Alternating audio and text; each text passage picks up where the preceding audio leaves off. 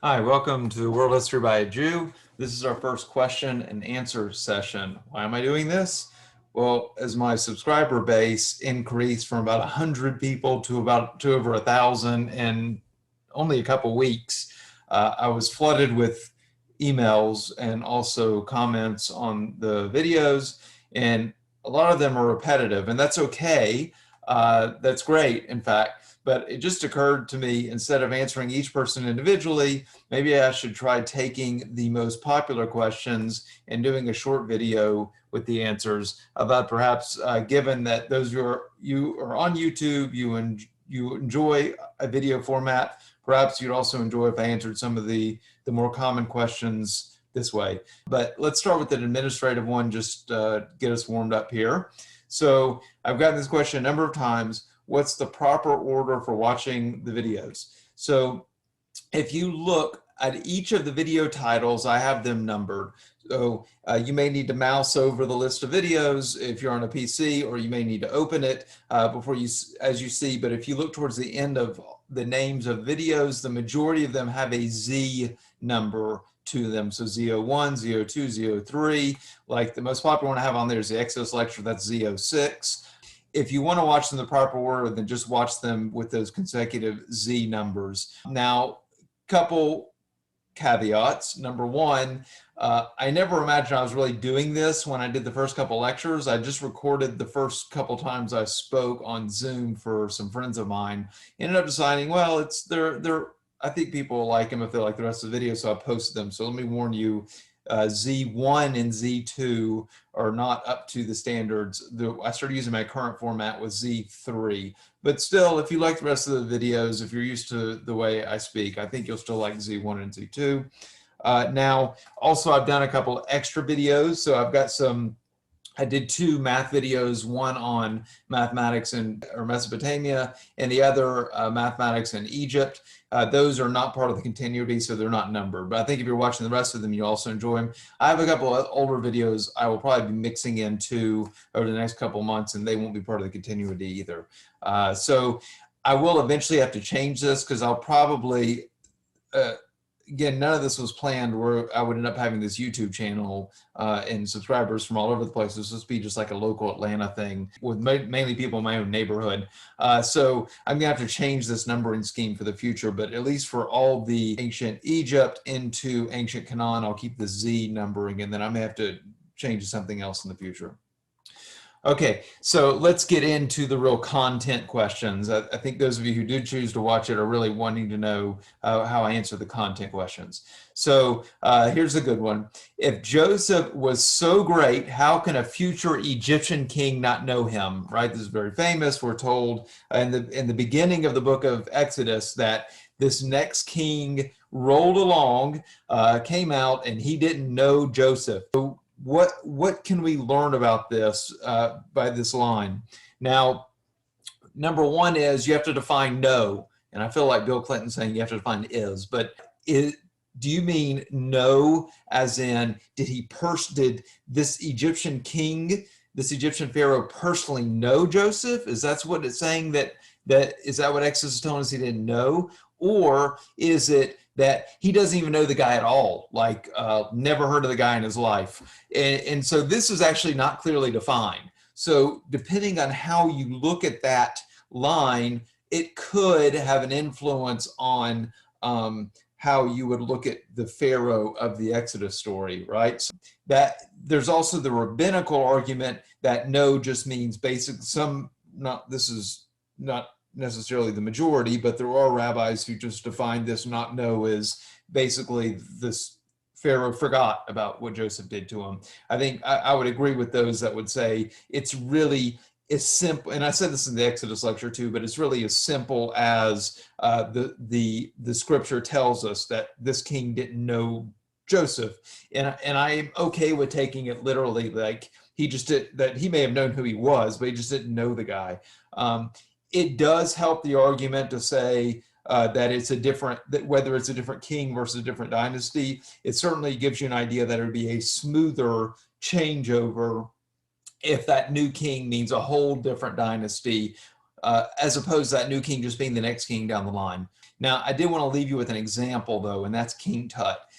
As those of you who watch the King Tut lectures know, King Tut was forgotten about in history. Why? Because his successors, the pharaohs Ai and Horemheb, erased him from existence, basically, or at least did their best to. So it was only with great detective work by Howard Carter and a few others that he was rediscovered in the early 1900s of our era. So if you think this king can be forgotten, if you think this king can be erased, it's not at all surprising to think that this vizier, this Semitic vizier, Joseph, could also be erased. All right, so anyway, I hope that makes some of y'all feel better. I've gotten a lot of questions around about in that direction. All right, next up, when did Jews start wearing yarmulkes or kipots? So a kipot is the plural of kippah. Kippah is what you would call it in Israel, but yarmulke is what most people, probably in the general public, would call these little caps that Jews have in their heads. Now, there's no clear-cut answer as to when Jews started wearing these, but the Talmud is started being compiled almost 2,000 years ago. It's just like, it's an ancient, like authoritative, well, there's actually two of them, authoritative commentaries by rabbis in the early days. Don't want to get too much into that right now. So just forgive me, but let me just give you the reference point that in the Talmud, it's talking about Jews wearing kipot. So your detective connection would be that probably by the 2nd century CE at the latest, given how it's discussed in the Talmud, which comes a little bit after that, but it's already like an accepted, been doing for a long time when the Talmud was written. So that means pretty much around the 2nd century CE is the latest it could have happened. It could have started much before then. There's practical reasons for wearing a kippah. One is just protecting from the sun, especially if you're bald. Those who are balding can definitely appreciate wearing a kippah, but even if you're not, just the heat coming off the sun in the Middle East can be pretty intense. So it's nice to cover one's head. Also, perhaps protection from lice, although it needs to be a little bit bigger to cover everything, right? There's cultural reasons we can see from the Middle East. It is a cultural practice, a sign of respect of the power above to wear a covering on one's head. It's a little bit opposite of what we're used to in the United States culture, but a great example outside the Middle East, of course, is the Pope, right? I think for anyone Christian, that would be the best example I can give you. So when did Jews start wearing it? Well, the simple answer is a long, long time ago. The early indications would probably be at least 2,000 years or pretty close, right? I'm kind of pushing 1900 on this chart, but we'll, you wouldn't surprise anyone to say 2000, could have been 2600, but the point is it's been a long time. Now, I got this question a few times, both on my channel, in email, and on Nick Barksdale's channel, and this is, why didn't I talk about the Berlin Pedestal when I was talking about Exodus dating? Would it change my dating? Okay, so what is the Berlin Pedestal? It's possibly a earlier inscription with the name Israel, arguably a couple centuries earlier than the Merneptah Stela. So the Merneptah Stela is the base of two of my most popular lectures, both the Exodus lecture and the First Image of Jews. And to understand what I'm talking about now, you really need to see these two lectures first, but let me cover off on a little bit. There's some issues with the Berlin Pedestal. Okay, so it is very, very fragmented, and both the spelling and the dating are controversial. So first of all, half the name is missing. Okay, so if it is Israel, half the name is missing. And the extant portion, so the portion that does exist, that's argued to be Israel, means it would have to be spelled significantly different than Merneptah Stela. Now, the Merneptah Stela is almost universally accepted to say Israel on it, so the spelling would have to be quite different if it's Israel on the Berlin Pedestal. Now, spelling did change over time, right? It's changed in English for all of our English speakers, and it certainly changed in ancient Egypt as well. That doesn't necessarily kill it, but it's a little bit messy with dating too. So it's been dated by the proponents, this isn't even the people, the opponents, people that dispute it. It's been dated between 1550 all the way to 1213 BCE, like all over the place. But most would say 1400 to 1350 BCE. Now, the inscription, maybe I should have included a picture here, but there's people asking what it looks like. And you can Google it. So the inscription, as opposed to Merneptah, in Merneptah, it's a military campaign. He's clearly fighting these people of Israel. When you look at the Berlin Pedestal, it's subjugated peoples. Okay, so these are peoples that have been, we're not necessarily talking about a war, we're talking about captured peoples. So that's interesting for how we can look at this. So first of all, there's no scholarly consensus, and it's hard for me to use it when the dating is all over the place. But I want you to look at a few key pieces of information, because some of you think the Berlin Pedestal completely destroys the Merneptah stela, and that's just simply not true. Why? Well, even one of the people who discovered the possibility of Israel being written dates it to Ramses II. So that obviously even helps the Merneptah stela.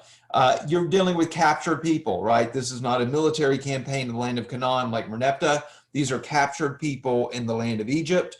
And the median dating seems to be around 1400 BCE. So let's put all that together. You have captured people, Ramses II could be involved, and 1400 BCE is 200 years before the Exodus, which, by the way, the Jews were enslaved for 200 years in Egypt. So depending on how one looks at this, it actually can help the argument versus dispute the argument about the Merneptah stela.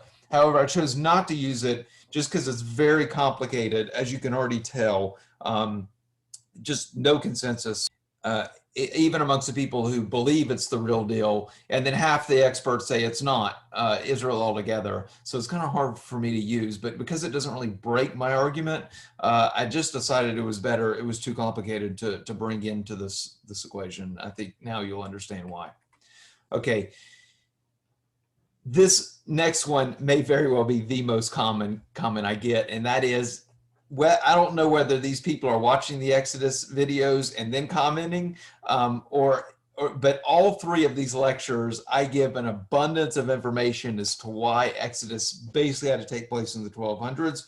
It would be really hard for it to happen from the 1300s or before. I have had a couple of people with very detailed arguments of why it could have happened in the 1150s or 1170s or what have you. That would make a little bit more sense than 1500. But 1500 is so beaten into everyone's head because of the Hyksos and also because of Santorini. Santorini maybe for another time. I don't want to get into that right now. Okay, so what I want you to look at is, if you have not watched these three videos and you still think it's the 1500s, watch these three videos and you're going to see where I get this dating from in detail. There's a overwhelming amount of evidence just looking at Egypt that between the Merneptah stela and the Ramses being built and so on and so forth. I've gone through this enough, but someone can always look at another era of Egypt, say the rise of Ahmosis or the heresy of Akhenaten, and they'll come up with some other argument as to why in Egypt the Exodus could have been a different time. But what people need to do is they need to step back. You just got to step back and look what's going on outside of Egypt, because there's really two lands we've got to deal with the Exodus.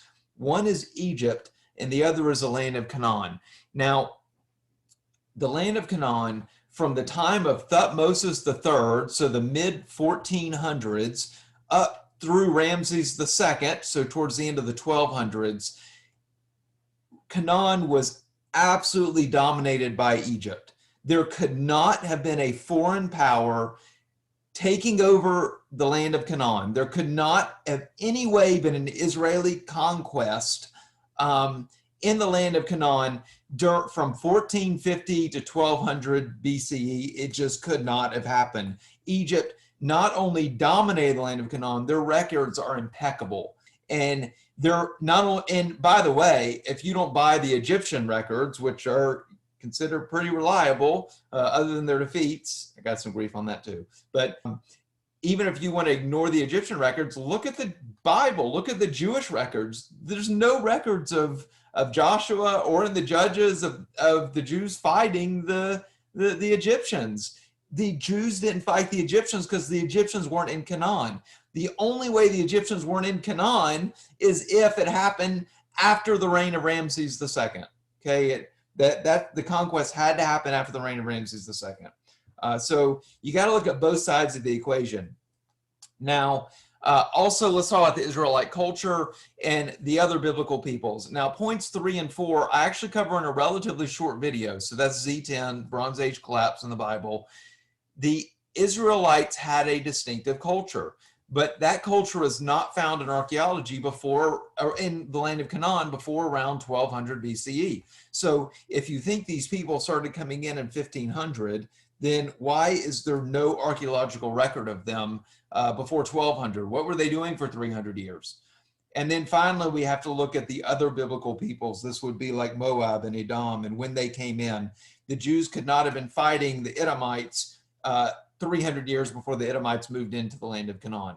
So you have to step back and look at the bigger picture instead of the tiny little details when you're doing this dating. And after watching these 3 lectures, I think you'll have a better idea of it. So don't just automatically say, Seth, my entire life has been the 1500s. It's got to be the 1500s. I need you to watch these 3 lectures and then tell me if you still really think it's the 1500s. Now, when it comes to the 1500s, the first example is Jericho. All right. And you'll see over and over again. I think these are the two most common of all the comments, of all the emails. Exodus had to be in the 1500s. How can you say otherwise? And what about Jericho? Tell me about Jericho. How can you say Jericho was in the 1200s? And the answer is, I don't say Jericho was in the 1200s. The walls came down, around probably mid 1400s to late to 1500s. And I don't dispute that at all. That's when the walls came down.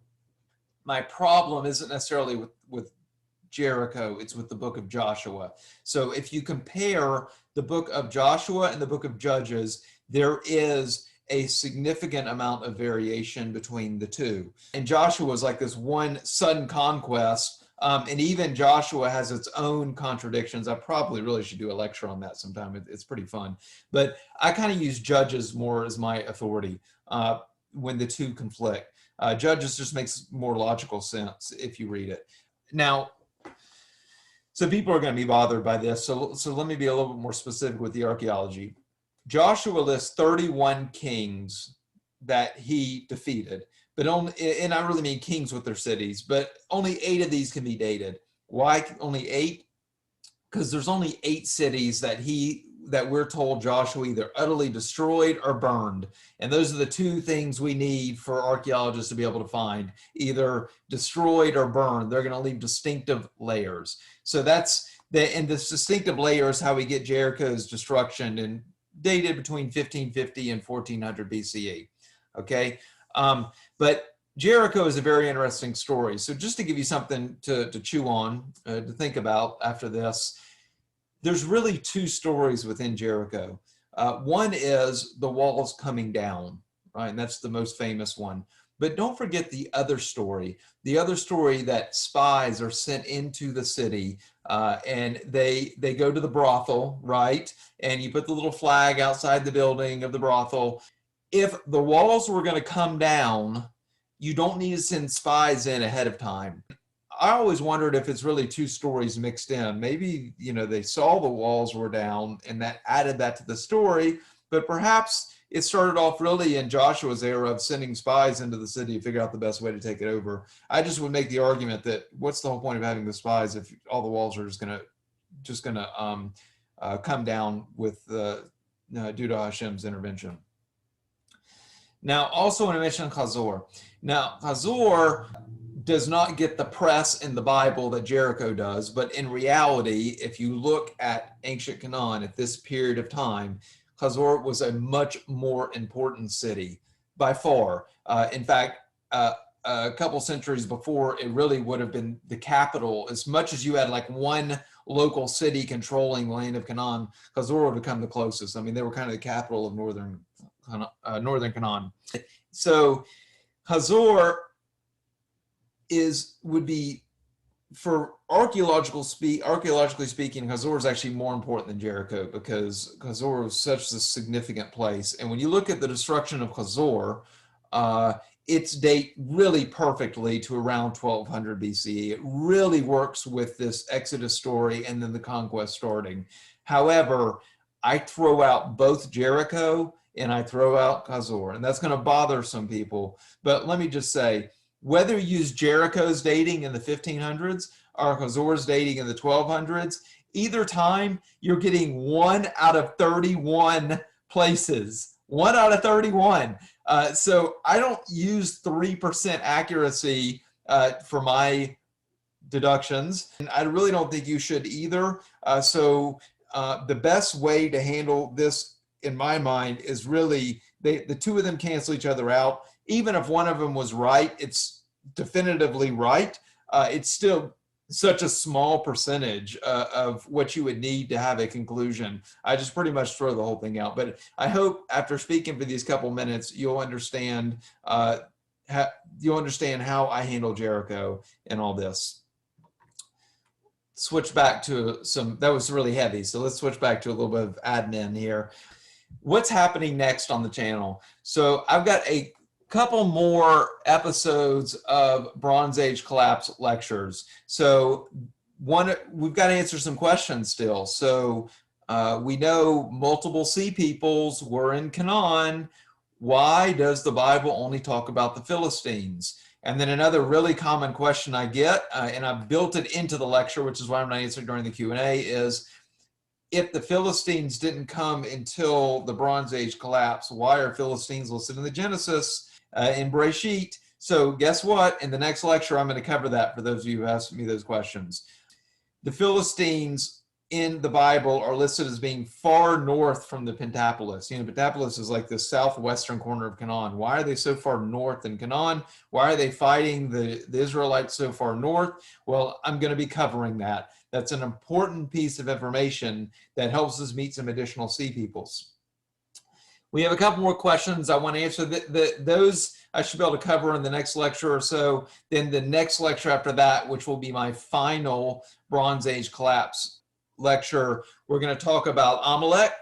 Amalek is a very famous enemy of the Jews in the Bible, and I want to see if we can tease any information from the Bronze Age collapse to learn about Amalek.